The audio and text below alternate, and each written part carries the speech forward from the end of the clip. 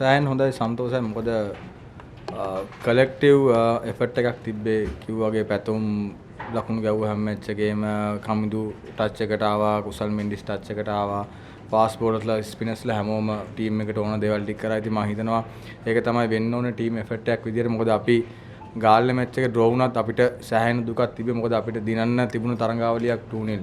ඉතින් අපි ඒ තිබ්බ පොඩි මිස්ටේක්ස් හදාගෙන තමයි මේකට ආවේ. අපි කතා වුණා මොකද අපිට මේ ටීම් එක බීට් කරන්න පුළුවන්. ඉතින් ඒක තමයි අපේ මොටිව් එක තිබ්බේ. ඉතින් මම හිතනවා ටීම් එකක් විදියට අපි ඒ දේ ඩිලිවර් කරා සෑහෙන සතුටුයි. ඉතින් කිව්වාගේ තව ටික කාලයකට ටෙස්ට් මැච් නැහැ. නමුත් අපි try කරනවා. මම හිතන්නේ බෝඩ් එක අතට try කරනවා ටෙස්ට් මැචස් ගන්න. ඉතින් ඒක හම්බුනොත් ලොකු දෙයක්. මොකද දීර්ඝ කාලයකට පස්සේ ටෙස්ට් මැච් එකක් ශ්‍රී ලංකාවට ඒ රිද්ම් එක පොඩ්ඩක් අයින් යනවා. ඉතින් හිතනවා හොඳ දෙයක් වෙයි කියලා ඉස්සරහට. මම කියන්නේ පොඩ්ඩක් අපහසුතාවයක් තියෙනවා. ඉතින් අපිට කාලයකට මැච් නැති කියන ඉතින් මම හිතනවා ඒ වෙනුවට අපිට ක්ලබ් මැච් තියෙනවා 3 day මැච් තියෙනවා. ඉතින් අපිට ඒක ඒ අතර ශ්‍රී ලංකාවට පුළුවන්. ඉතින් රිද්ම් එක දිහා විශේෂ දෙයක් කියන්නේ අපි ටීම් එකක් විදිහට කතා වුණේ අපි හැමතිස්සෙම KPIs දා ගන්නවා ටීම් එකේ එන්න කලින්. ඉතින් අපි ගොඩක් වෙලාවට අපි මේ ටෙස්ට් කලින් අපේ සීරීස් ටිකත් ඇනලයිස් කරනවා. අපේ මේඩන් පර්සන්ටේජ් එක ටිකක් අඩු වෙලා තිබ්බේ. අපේ බලාපොරොත්තු තිබ්බේ මේඩන් පර්සන්ටේජ් එක වැඩි කරන්න. ඉතින් අපි ඒකට තමයි ප්ලෑන් කරේ. මොකද ටෙස්ට් ක්‍රිකට් ක්‍රීඩාවේ අර අපි රිදම් එකක් තියාගෙන යන්න ඕනේ, ප්‍රෙෂර් එකක් බිල් කරන්න ඕනේ, අනිත් පැත්තේ විකට්ස් ගන්න. ඉතින් මම හිතනවා සෑහෙන හොඳට පන්දු යවනවා නේද කරා කියලා. ඔව් පැතුම් කිව්වාගේ ඉතින් අපිට ඩොමෙස්ටික් මැචස් තමයි තියෙන්නේ. ඉතින් දැනට 1 day තරඟාවලියක් එනවා. ඉතින් ඒකට සහභාගී වෙලා ඊට පස්සේ 3 day තරඟාවලිය එනවා. ඉතින් NSL තරඟාවලිය ඒ වගේන් තමයි අපිට ෆෝම් එක තියාගන්න වෙන්නේ. ඉතින් unfortunately international test නෑ. ඉතින් අපි රික්වෙස්ට් එකක් දුන්නා SCL ඒගොල්ලෝ සෑහෙන්න ඒ ගැන මම හිතන්නේ කතා කරනවා ටීම්ස් එක්ක. ඉතින් මොකද මැච් 3-4ක්වත් තව ගහගත්තොත් අපිට ඒක සැරින් සැරේට හරි කන්ටිනියු කරගෙන යන්න පුළුවන් හින්දා.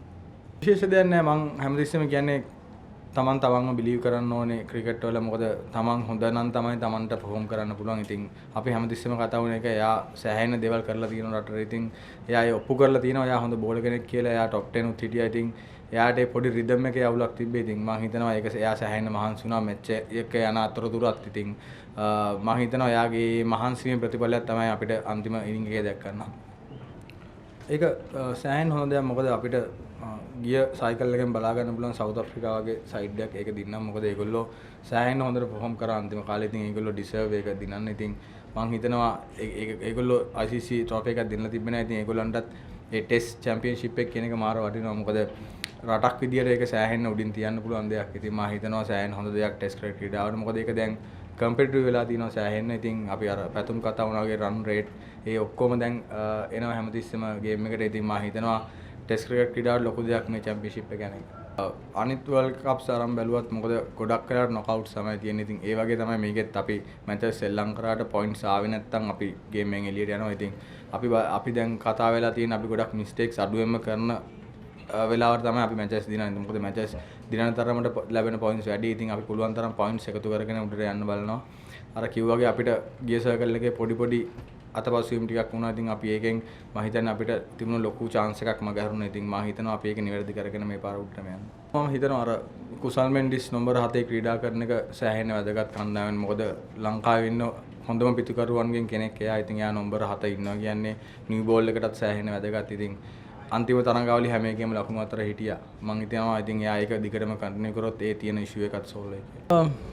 ඔව් අපි අර කිව්වාගේ ටෙස්ට් මැච් නැති වෙලාවට ඒක ටිකක් අපහසුයි. නමුත් එක දිගට තියෙනකොටත් ඒක ලේසිත් නෑ. නමුත් අපි ප්‍රොෆෙෂනල් ක්‍රිකටර්ස් හැටියට හැම දෙයකටම ඇඩැප්ට් වෙන්න ඕනේ. ඉතින් මම හිතනවා ඉන්දියා ඔව් කෝලි රෝහිත් දෙන්නම නෑ. නමුත් ඒගොල්ලන්ට හොඳ යන් ටැලන්ට් ඉන්නවා. ඉතින් අපිටත් මම හිතන්නේ බෑකප් එක තියෙනවා ඔන්ලාක. දැන් පැතුම් කමිදු ඒ වගේ ශ්‍රී ලංකන් අය දැන් ඒගොල්ලෝ හැමතිස්සෙම රෑන්කින් වල උඩට යනවා. ඉතින් මම හිතනවා අපිට හෙඩ් ටු හෙඩ් හොඳ ගේම් එකක් තියෙයි කියලා.